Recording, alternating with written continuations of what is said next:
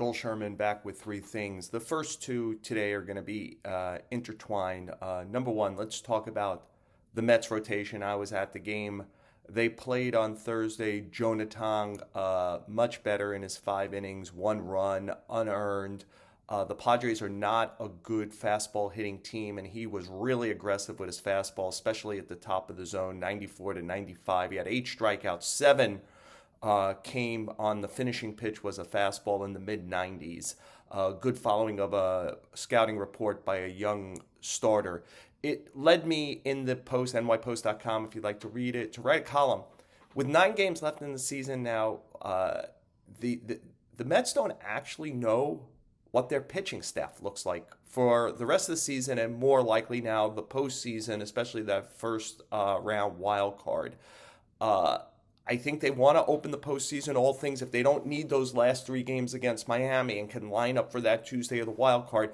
I think Nolan McLean is the guy they'd like to start game one. And when they could finish, they'd like Edwin Diaz. And everything in between is still in some level of flux. Having been there yesterday, I sense strongly that they think that Sean Manaea has turned a corner. And so if I were thinking about it, I think 1 is going to be McLean, 2 is going to be Manaea, perhaps with a piggyback situation, and then 3 might be Johnny Holstaff. But the reality is that Sproat, McLean, Tong, they've made 12 combined starts. We're already talking about McLean as the game 1 starter. I think Sproat and Tong are on this staff and in play for games. And they have 6 starts combined at this point. They're both pitching over, McLean and Sproat are pitching over the weekend. They're following one another, each other, the rookies right now. I think the Mets desperately wanted to get Kodai Senga back into this, but Senga pitched poorly at AAA on the same night last night as Tong pitched during the day. I don't know how he gets into it. I'm sure Clay Holmes, who has a lot of postseason relief experience, at some point gets involved in this.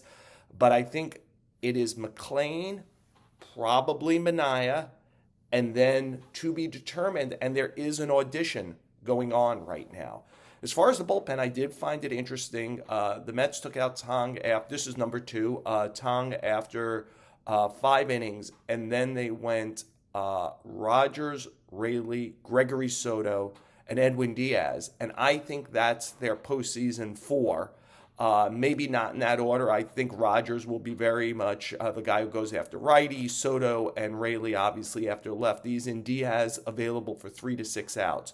The one thing that I heard interesting again, and maybe this is wishful thinking like with Manaea, the Mets believe that Ryan Helsley is turning a corner too, and that they might not get back the full Ryan Helsley, but if they could get back any version of that, can they get to a 5-deep bullpen?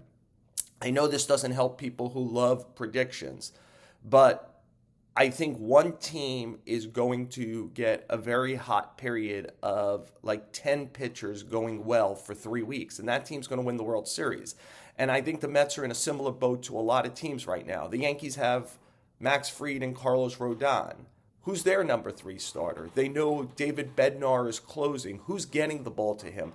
The Dodgers' rotation is going great right now, but they have no idea who's getting the back end outs in their bullpen, whether they go older, Yates, Tanner Scott, Blake Trinan, do they go young with Robleski and Jack Dreyer and Emmett Sheehan? I think that that's in flux, which way they go. It's going to be a sense of feel. Why don't we stick with the Dodgers for number 3 today? Clayton Kershaw announced his retirement. He's one of the greatest pitchers in history. He's tied with Pedro Martinez all time for ERA plus for pitchers up over 2,000 innings. 3-time Cy Young Award winner. He won the 2014 National League MVP. If you want to know about Clayton Kershaw, please read my friend Andy McCullough's book, Last of His Kind. What a great book inside the obsession and mind and passions and frustrations and victories of a singular pitcher, Clayton Kershaw, the last of his kind, because a lot of his postseason failure, and that's what people will remember, is the postseason failure where he has like about a 4.5 ERA, is that he got asked to always pitch the extra innings, pitch on short rest, pitch in the bullpen, and so the numbers mounted on him then, but he goes down as an historic great pitcher. And I just want to share an anecdote from the last time I saw him, which was in spring training. I was talking to him, and he showed me he somehow went to 2023 without ever having a surgery, pitching as much and as hard as he did. And then he had a shoulder, he had a knee and a foot in the off season. You think, wow, the knee, I bet you that's the bad one. He goes, no, no. And he showed me video of his foot. And I mean, it was grotesque. It looked like a butcher shop, what had to be done to his foot to open it up with the stitching. And it looked so bad. I finally said to him, Clayton, like, why would you keep doing this? And he kind of like looked around the clubhouse, and wherever he looked, there was a Freddie Freeman or a Shohei Ohtani or a Blake Snell or a Tyler Glasnow. And his point was, as he spread it, is, I got another shot to win now. And he had spent so much of his career until 2020 chasing a championship, and now he has two, and he has three. And it was a reminder that great players do need kind of like the carrot also dangling on the stick. And Clayton Kershaw was going to push his body one more time, and he's had a pretty good year. Reminds me a little bit of maybe CC Sabathia's end, where he didn't throw as hard, but he was crafty enough to figure out how to win.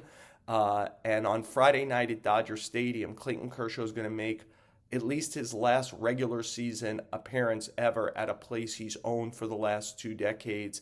He's going to get a good applause, obviously, and he's going to deserve every bit of it.